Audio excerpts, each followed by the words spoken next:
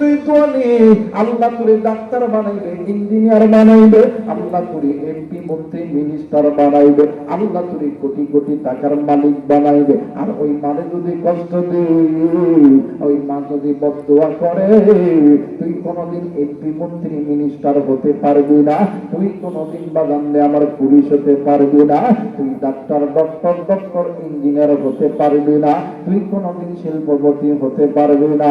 আল্লাহ নবী ডাক দিয়ে কই জিবরাইল, তাইলে বলো বলো আল্লাহর এই বান্দা দুনিয়াতে জিন্দা অবস্থায় মায়ের সঙ্গে খারাপ ব্যবহার করেছে, মা যদি মাফ করে আমার আল্লাহ কি এই বান্দারে মাফ করবে? ডাক দিয়ে কই নবীজি গো, মা যদি মাফ করে আমার আল্লাহ মাফ করবে। এইবারে আল্লাহ নবী ওই মহিলাকে কবরের মধ্যে, ওই কবরের সামনে হাজির করেছে। ডাক দিয়ে কই মা গো, এই যে দেখো না, এইটা কি তোমার সন্তানের কবর? মা ডাক দিয়ে কই নবী গো, জি জি জি, এইটা আমার সন্তানের কবর। এইবার আল্লাহ নবী ডাক দিয়ে কই মা গো, সন্তান ল্যাংড়া হোক লুলা হোক, সন্তান কানা হোক গোড়া হোক, ওই সন্তানকে মা বাবার চোখের সামনে কেউ যদি আগুনের মধ্যে নিক্ষেপ করে, কেউ যদি মারে, কেউ যদি গালি দেয়, তুমি মা তুমি বাবা সহ্য করতে পারবা? ওই না না নবী না না পারবো না। ডাক দিয়ে কই মা, আপনি জানেন না এই কবরের খবর, আপনার সন্তান আল্লাহর জাহান্নামের আযাবে গ্রেফতার হয়ে গেছে। ও গো মা, দুনিয়ার আগুন মানুষের হাতে লাগলে হাতের আঙ্গুল পুড়িয়া যায়, মানুষের পায়ে লাগলে পা পুড়িয়া যায়, কিন্তু জাহান্নামের আগুন গো মা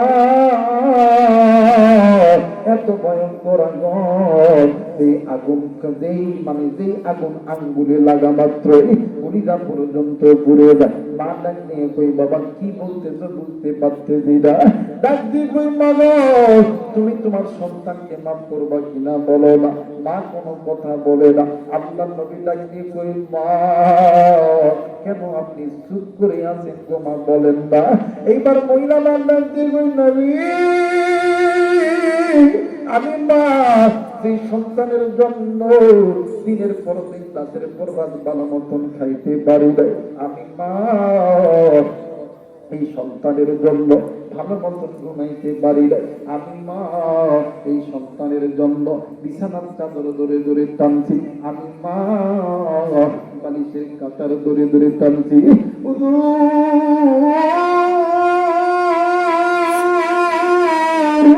আমি মা এই সন্তানের জন্য আমি মাটিতে পাথর কাটায় পেটে রাখছিলাম গো নবী। নবী গো, আমি মা না খেয়া দিনের পর দিন ছিলাম, আমি আমার সন্তানকে কোনোদিন না খেয়া রাখি নাই, কিন্তু নবী গো এই সন্তান বড় হওয়ার পরে আমি মায়ের একদিন নয় দুই দিন নয় অনেকবার আমি মারে কষ্ট দিতে, আমি মা কত কষ্ট সহ্য করবো যে সন্তানদের জন্য আমি মা নিজের জীবন নিজের রঙ শেষ করবে, আমি মা ক্ষুধার তাড়না দেখি নাই। আজকে ওই সন্তান আমি মায়ের সঙ্গে খারাপ আচরণ করলো, আমি মা সন্তানের ওই খারাপ আচরণ দেখিয়া আমি মায়ের পানির চোখে পানি চলে আইছে, আমি আমার আল্লাহর কাছে কইছি আল্লাহ এই সন্তানের জন্য এত কিছু করলাম, ওই সন্তান আজকে আমার কষ্ট দিল। আল্লাহ নবী ডাক দিয়ে কই মাগো, তুমি শুধুমাত্র চোখের পানি দেওয়া বলছো মা, এই তো তুমি কষ্ট দিছ, এই কথাটাই যথেষ্ট।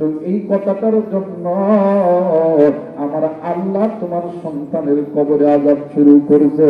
অথবা তুমি শোনো শোনো,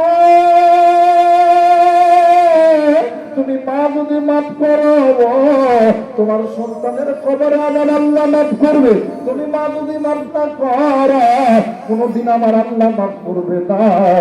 এইবারে মা দনের দুই চোখের পানি ছেড়ে দিয়া আল্লাহরে ডাক দিয়ে কই আল্লাহ, একটাবার মায়া কইরা ডাকতেন না, বলেন না আল্লাহ। হয় নাই আর একবার ডাকতেন না, বলেন না আল্লাহ। তাই না